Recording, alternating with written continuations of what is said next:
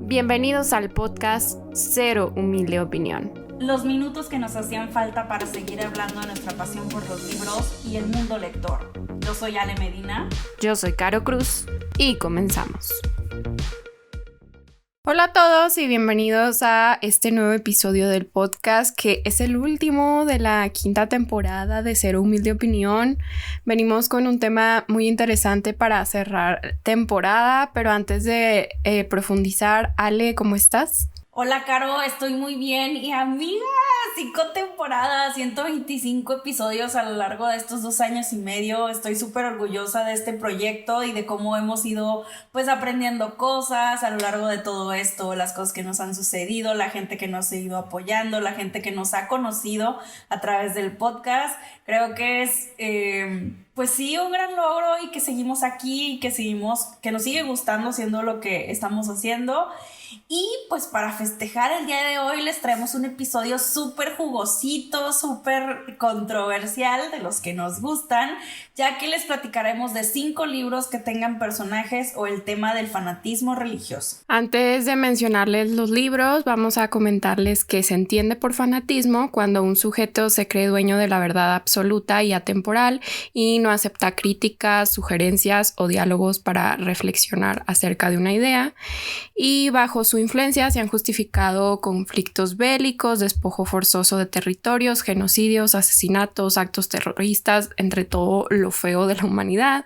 Y pues la religión no está exenta de contar con personas que llevan todo a un extremo y quieren imponer su ideología o estilo de vida a otras personas que piensan diferentes, pues basándose en sus creencias personales. Y cabe recalcar que pues aquí respetamos todas las religiones. Vamos a hablar en este episodio desde el lado de la ficción y de lo que opinamos de estas historias, pero es independiente de...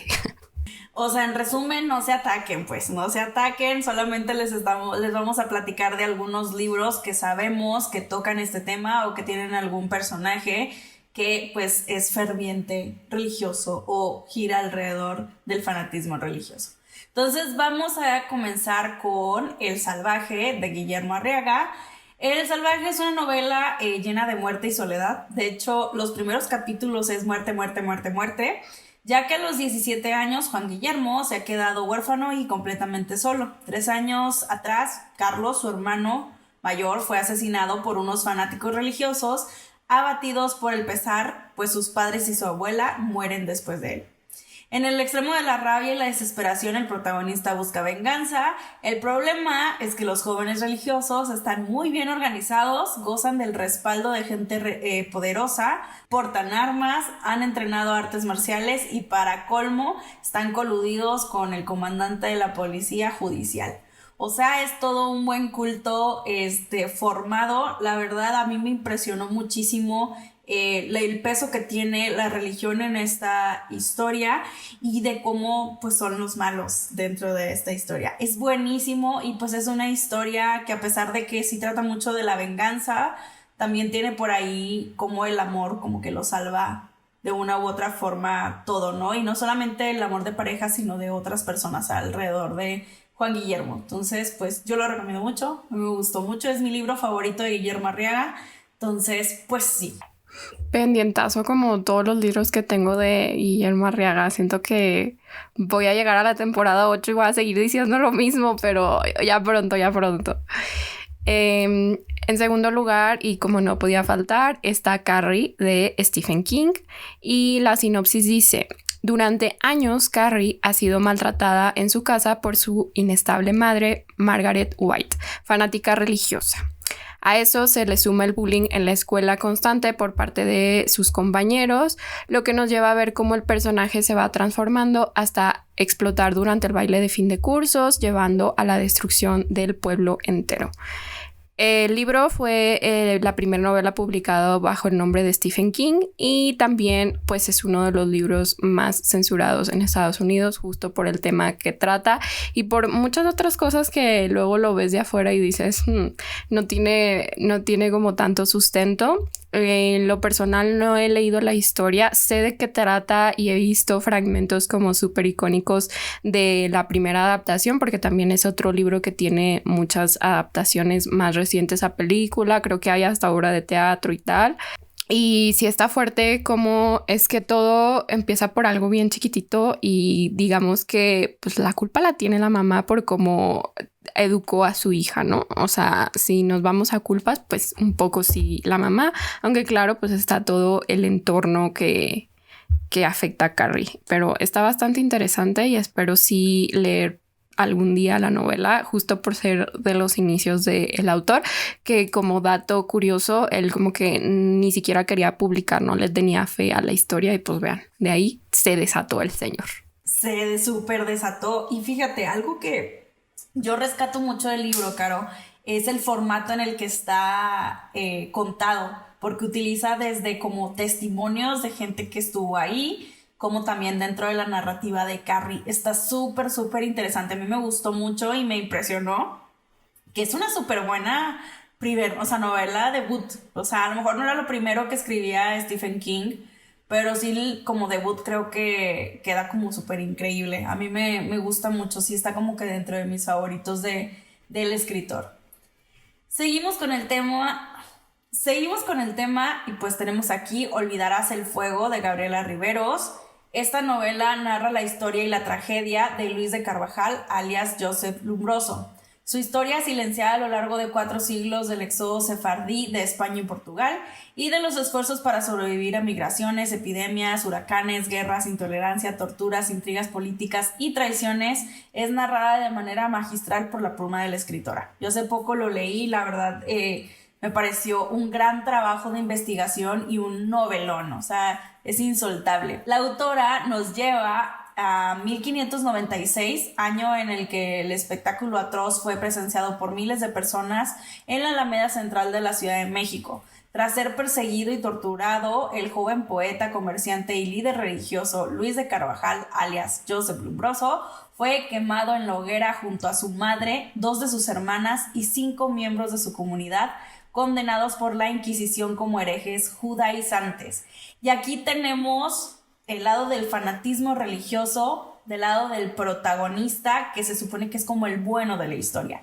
¿Qué es lo que pasa? Él podía haber aceptado la conversión, o sea, aceptar de que ya no procesaba su religión, o sea, ya no era judaizante, sino que ya pues se libraba de todas sus costumbres y se doblegaba a lo que era el catolicismo o el cristianismo, pero él y su familia nunca soltaron ese fervor y esa pasión que tenían por sus raíces y por su religión, y pues eso los lleva a la muerte, ¿no? Entonces aquí tenemos otro lado como de el fanatismo religioso, porque usualmente siempre está como del lado negativo o como los antagonistas o así, y aquí no, aquí lo vemos del lado de el protagonista, que de hecho todo el mundo, lo leí en un club de lectura y todo el mundo decía, es que qué desesperante, o sea, ya te están torturando, o sea, ya conviértete.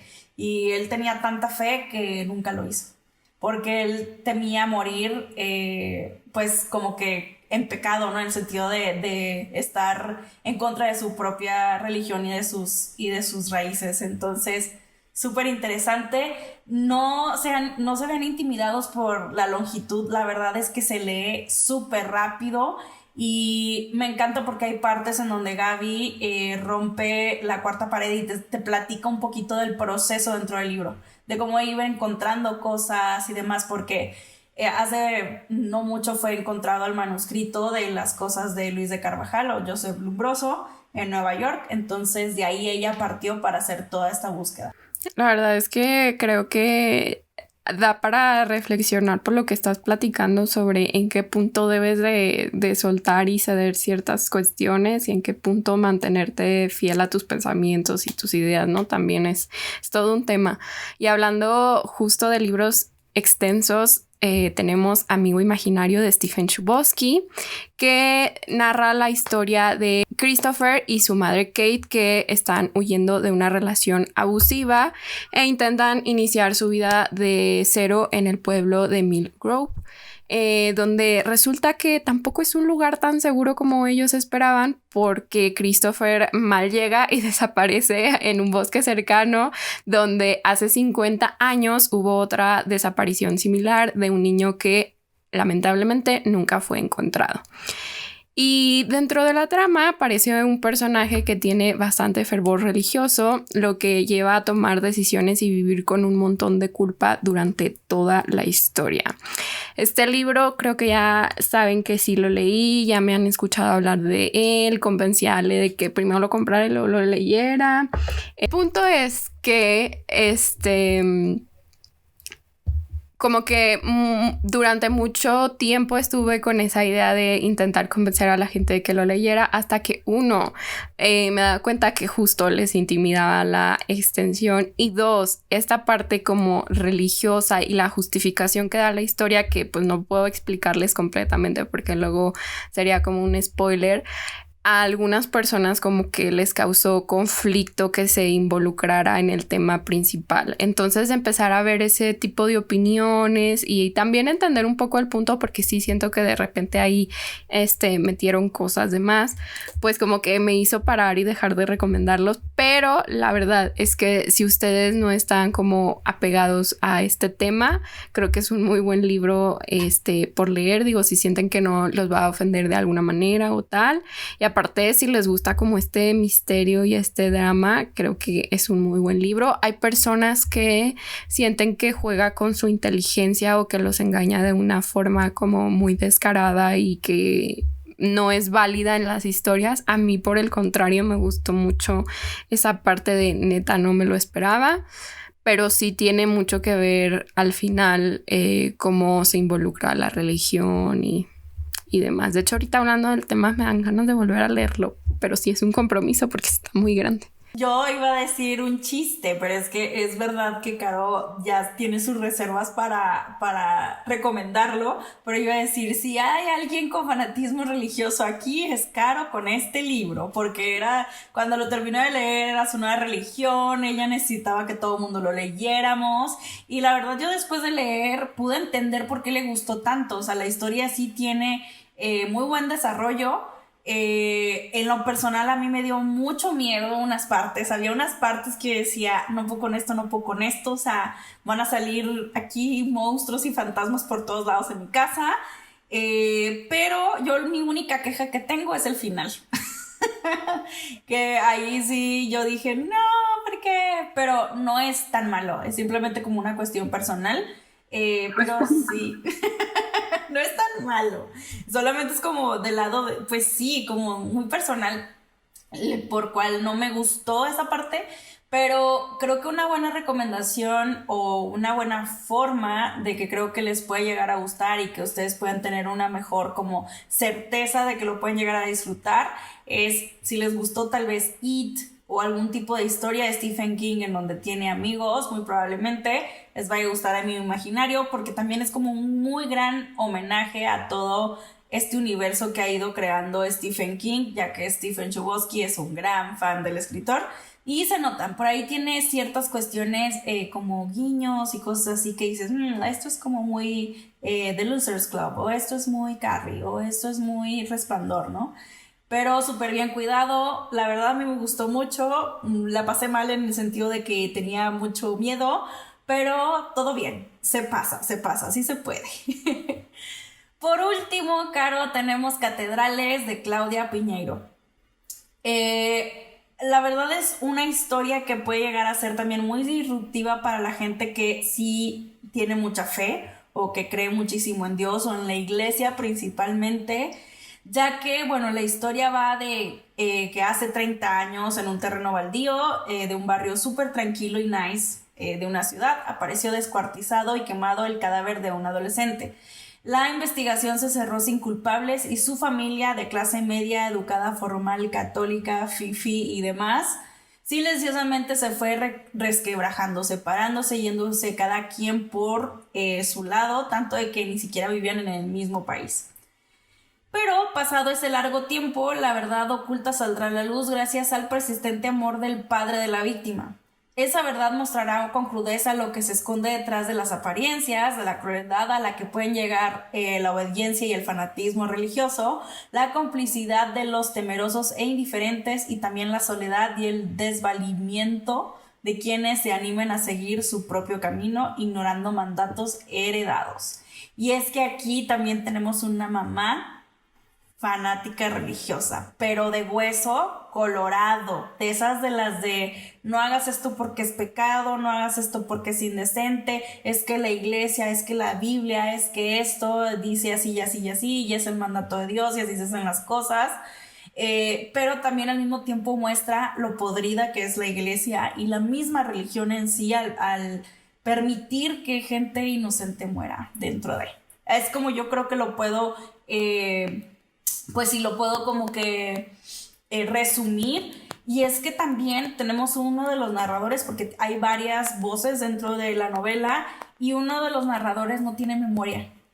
No tiene memoria y te está contando a puros puches lo que se va acordando y acordando y acordando, y ves cómo ese personaje está luchando por acordarse. Entonces es una gran novela, a mí me gusta muchísimo cómo escribe Claudia, y sin duda creo que si no les molesta esto mismo que les decíamos al inicio, que si no son arduos creyentes y así, pues puede que esta novela la puedan llegar a disfrutar muchísimo. Y bueno, por último, mención súper rápida, pues no podía faltar uno de mis pioneros en los escritores favoritos que yo he tenido siempre, y pues son los libros de Dan Brown, ya que suelen tener en alguna medida personajes con fervor religioso considerable. Esto lo vemos principalmente en el Código Da Vinci y en Ángeles y Demonios, pero en cada uno de ellos la religión siempre tiene un peso, la figura religiosa siempre por ahí está presente, entonces pues no quería dejar pasar la oportunidad de recordarles, ¿no? Sí, es como vamos a cerrar el episodio de hoy. Sin duda son lecturas que resultan interesantes porque los personajes con este tipo de fanatismo religioso hace que se corrompan y pues tengamos novelas como estas. Esperamos sus recomendaciones también en los comentarios. Seguramente hay un montón de libros que nos estamos perdiendo y que pueden dejar por acá como recomendación y que tengan que ver pues con el tema. Muchas gracias por su apoyo en esta quinta temporada y esperamos seguir contando con el mismo en las siguientes.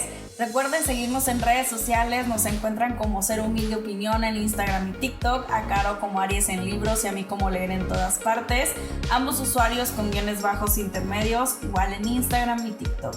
Nos escucharemos la próxima en la sexta temporada de Ser Humilde Opinión. Adiós. Bye.